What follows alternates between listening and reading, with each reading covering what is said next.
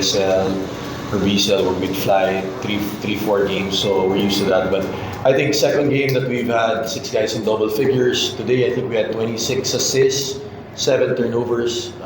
The game before I think we had 27. So we're also shooting the ball well. It's a testament to these guys that they game locked in. It gives us a chance now to really, put pressure and get a chance to get the top four. Right. Been with Coach Nenad now since he's handled the program. I think it's our 7th or 8th conference where we made the quarters, and we've made every quarter finals. But this could be big the next games if we can get the twice to beat.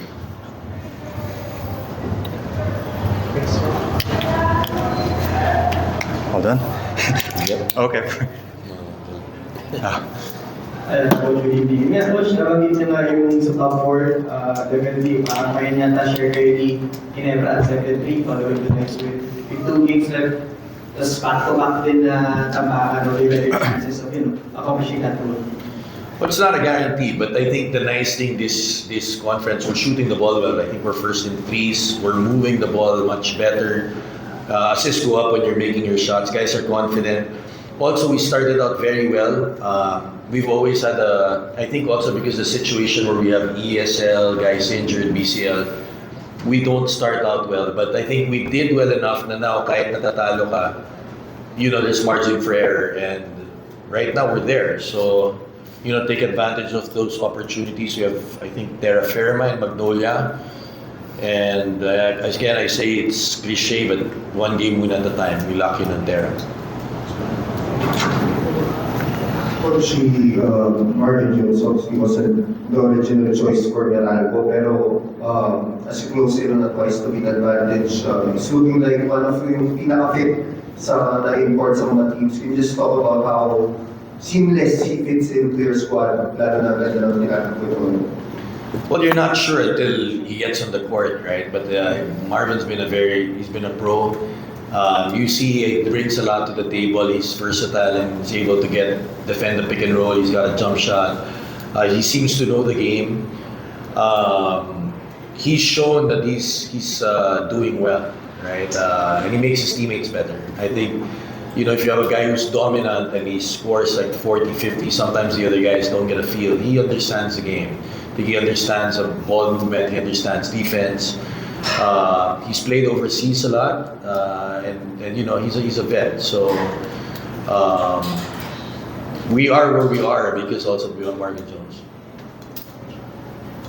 CB, could you just talk about sharing the backcourt with Brickman, Jason Brickman? This is the first conference that you're together.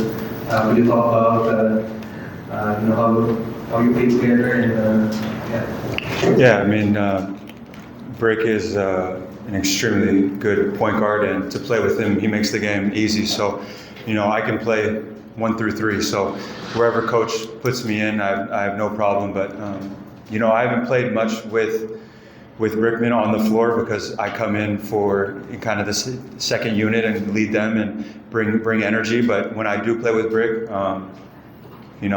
I enjoy it because I can just sit there and get ready to shoot, or I can, he's able to find me, and hopefully I play with him a little bit more. But he's very, very good. Happy to have him on the team. CB, you're closing in on a twice to beat advantage. Just can you say about your team's chances of doing it, clinching that important incentive for quarterfinals? Yeah, we know how important it is to get the top 4. We've been on the outside for the last few conferences, so to get into the top 4 would be a huge boost for our team. But we know that just because we have that, we can't let our guard down. And also, kind of to talk about Marvin a little bit, I've been playing for a very long time, and I know when you have a championship caliber import, and he's one of those. So we don't want to waste this chance.